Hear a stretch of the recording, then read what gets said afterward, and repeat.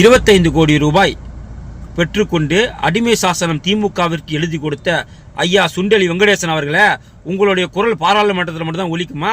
ஏன் சட்டசபையில், தமிழக சட்டசபையில் ஒலிக்காதா? ஏன் பிரதமர் நரேந்திர மோடி எதிர்த்து மட்டும் தான் நீங்கள் கேள்வி கேட்பீங்களா? ஏன் இங்கே இருக்கக்கூடிய முதலமைச்சர் மு க ஸ்டாலின் எதிர்த்து கேள்வி கேட்க மாட்டீங்களா? இங்கே நடக்காத குற்றங்களா இந்தியாவில் நடந்துருச்சு?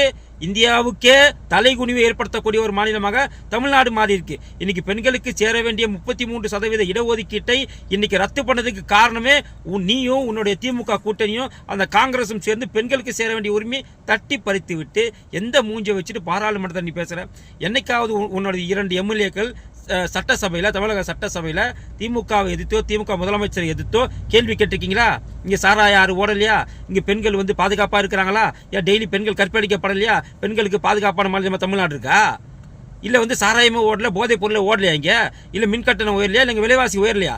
எதையாவது நீங்கள் பேசியிருக்கீங்களா? தமிழக சட்டசபையில் திமுக அரசு செய்வது மக்கள் விரோத செயல் அப்படின்னு என்னைக்காவது ஒரு நாள் மு க ஸ்டாலினோ திமுக அரசை எதிர்த்து கேள்வி கேட்டிருக்கீங்களா? கேட்டது கிடையாது. ஏன்னா 25 கோடி ரூபா வாங்கிட்டீங்க. அதனால திமுக வைத்து நீங்க பேச மாட்டீங்க. பணம் எவன் கொடுத்தாலும் பல்லை இழிச்சிட்டு போற குரூப் தானே அவங்க குரூப். உண்டியல் குலுக்கி குரூப் தானே அவங்க குரூப். நீங்க எல்லாம் பாரத பிரதமரையோ அல்லது பாஜகவையோ விமர்சித்து பேச என்ன தகுதி இருக்கு?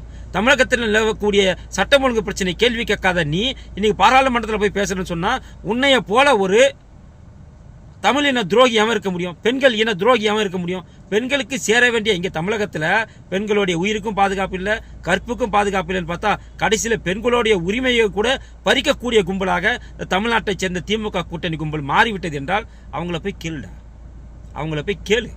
தமிழக சட்டசபையில் உன்னுடைய 2 எம்எல்ஏவை திமுக எடுத்து கேள்வி கேட்க சொல்லு. 5 வருடமா 9 ஓட்டையும் மூடி இருக்கிறானுங்க உன்னுடைய எம்எல்ஏக்கள். ஆனா இங்க நீ பாராளுமன்றத்தில் மட்டும் கத்தி கத்தி பேசி என்ன பிரயோஜனம்? உனக்கு இங்க உரிமை கொடுத்துருக்கணும் கத்தி பேசுறதுக்கு. ஆனா தமிழக சட்டசபையில அடிமையாக கூனி குறுகி நிற்கக்கூடிய கட்சியாக இன்னைக்கு மார்க்சிஸ்ட் கம்யூனிஸ்ட் கட்சி இருக்கு. உன் கட்சியே உனக்கு அடிமை சாசனம் எழுதி கொடுத்து வச்சுட்டு நீ பாராளுமன்றத்தில் பேசணும்னு சொன்னா உன்னை போல ஒரு ஈனப்பிறவி இந்தியாவில் இல்லை, தமிழ்நாட்டில், உலகத்தில் எங்கேயுமே இருக்க முடியாது.